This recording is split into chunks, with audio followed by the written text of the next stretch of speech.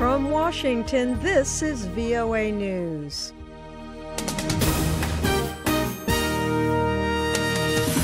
I'm Ann Ball reporting. Israeli police on Tuesday recommended indicting Prime Minister Benjamin Netanyahu for bribery in 2 criminal investigations, but the Israeli leader, calling the allegations baseless, vowed to remain in office. Israel's Attorney General will now decide whether to charge Netanyahu.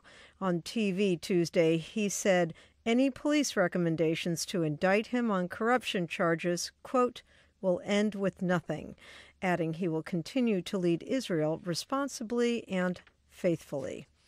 3 of the U.S. top intelligence officials told American lawmakers Tuesday they have seen Russian activity and intentions to impact the 2018 U.S. midterm elections. Here's CIA Director Mike Pompeo. We have seen Russian activity and intentions to have an impact on the next election cycle here. The intelligence officials said they will share the information with state and local governments and election officials. Ace Magashule, the Secretary General of South Africa's ruling party, says he does not know how President Jacob Zuma will respond to the party's declaration that he must leave office. So when we recall our deployee, we expect our deployee to do what the organization expects him to do. So I don't know what will happen, but let's leave it to President Jacob Zuma. Magashule said the African National Congress is looking forward to an amicable solution.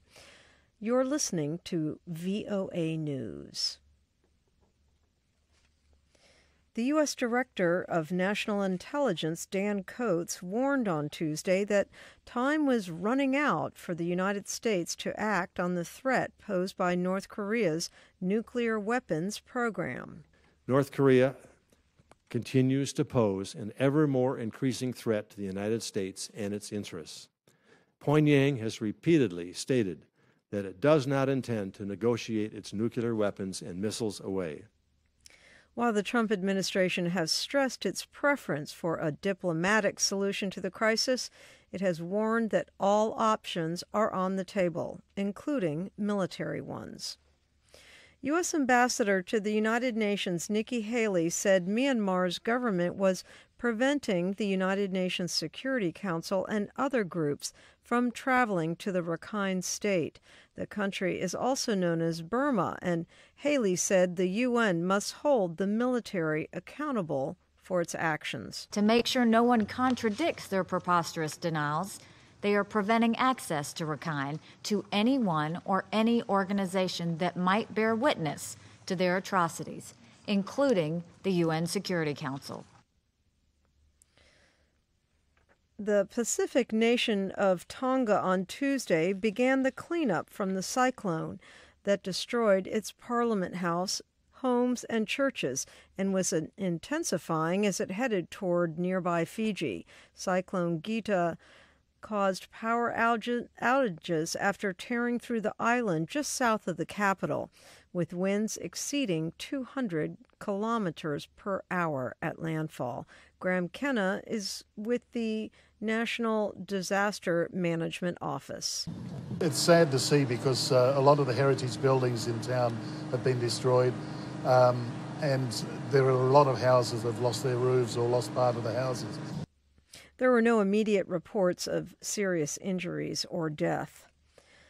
U.S. Secretary of State Rex Tillerson warned Tuesday of the need to remain focused on an enduring defeat of the Islamic State group. ISIS's so-called caliphate in Iraq and Syria has crumbled, but ISIS remains a very determined enemy and is not yet defeated.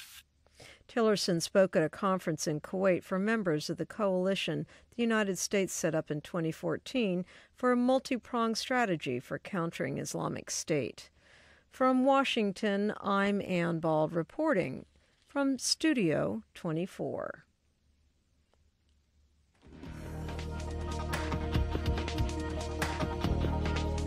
That's the latest world news from VOA.